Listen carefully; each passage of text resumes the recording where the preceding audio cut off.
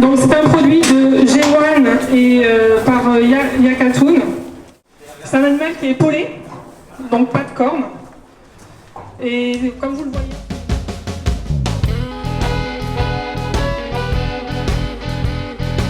On récupère les meilleurs taureaux des élevages et on va les suivre pour voir un petit peu comment ils évoluent et comment ils se comportent entre eux. Et au bout de ces 1 an, on les qualifie. On dit, on leur donne une qualification reproducteur jeune pour les meilleurs, espoir pour les moins bons mais qui sont déjà très bons. Et on les propose ensuite à la vente aux éleveurs. C'est bon, j'ai 2 personnes, on est bon.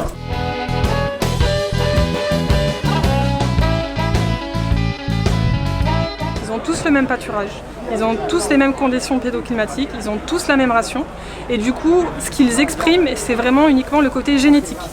Voilà, c'est uniquement ce qu'on va pouvoir regarder, c'est ça qu'on cherche à évaluer, hein, parce qu'évidemment, un animal, si on le met à manger des cailloux, comme on dit chez nous, ou si on lui donne 3 kilos par jour, il ne va pas se comporter de la même manière. C'est un animal qui est vraiment très complet et qui enregistre le meilleur GMQ sur la période de testage pour cette race-là.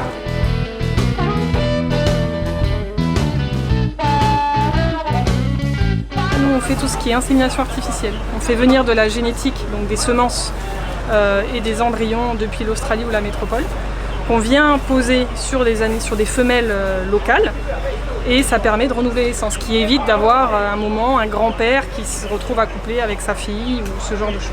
Pour améliorer le cheptel, le rôle de l'UPRA, il se fait à différents niveaux. Il y a le contrôle de performance, donc le suivi dans les élevages.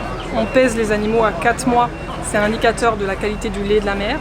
On les pèse à 7 mois, ça permet d'évaluer sa capacité à valoriser le pâturage, combien de kilos d'herbe ou d'aliments il doit manger pour produire 1 kilo de viande.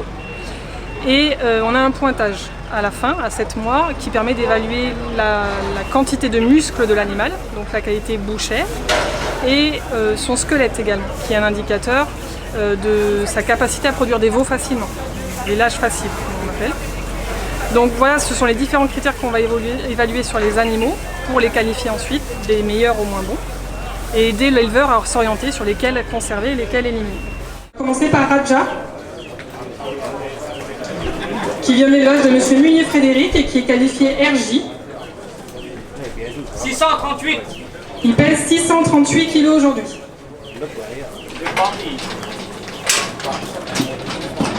Donc très bonne fertilité, 94%.